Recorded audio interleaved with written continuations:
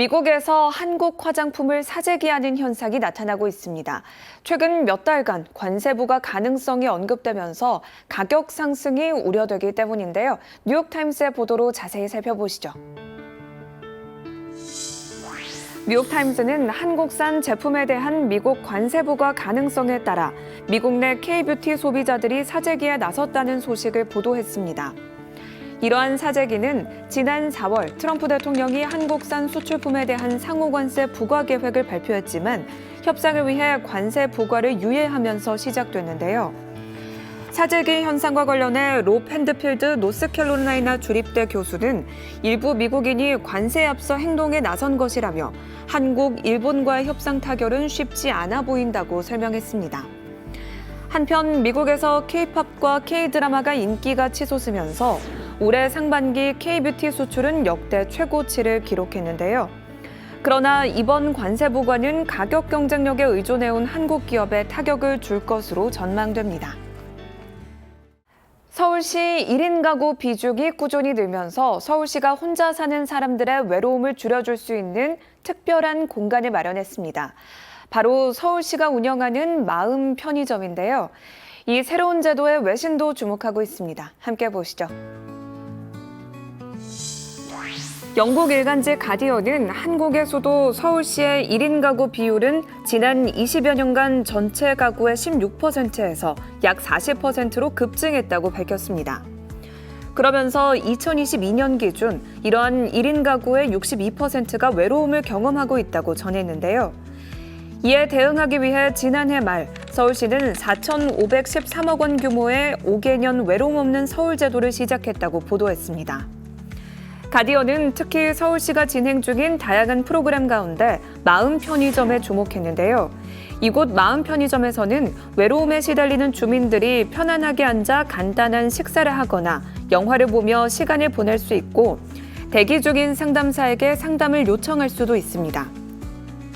서울시는 마음 편의점 외에도 지난 4월 24시간 운영되는 외로움 상담 전화를 개설했으며 이 서비스는 7월 초까지 1만 건 이상의 전화를 받아 연간 목표였던 3천 건을 금세 넘어선 것으로 알려졌습니다.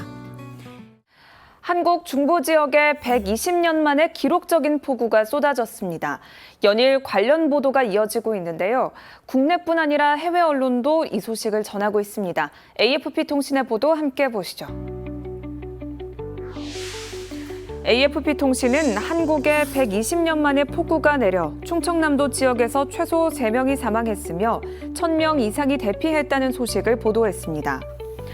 특히 서산 서부 지역은 시간당 114.9mm의 호우가 내렸고 이는 일반적으로 100년에 한 번 정도 볼 수 있는 수준이며 1904년 관측 이래 가장 높은 강수량이라고 전했는데요.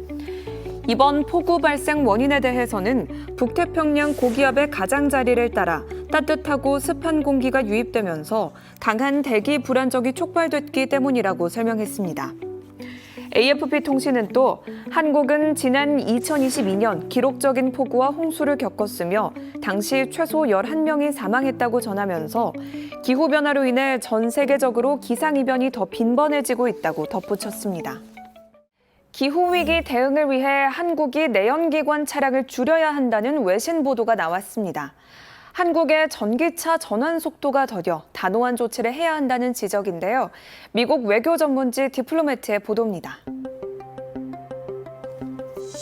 디플로매트는 한때 운송수단의 혁신으로 여겨졌던 내연기관 자동차가 이제는 대기오염과 기후변화의 주요 원인으로 꼽히고 있다며 각국 지도자들은 이 위기에 대한 과감한 해결책을 모색해야 한다고 보도했습니다.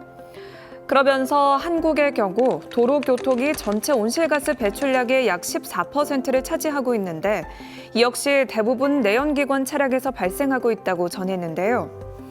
그러나 한국의 전기차 도입은 둔화하고 있다며 한국이 운송 부문의 배출량 감축을 위해 단호하고 즉각적인 조처를 해야 한다고 밝혔습니다.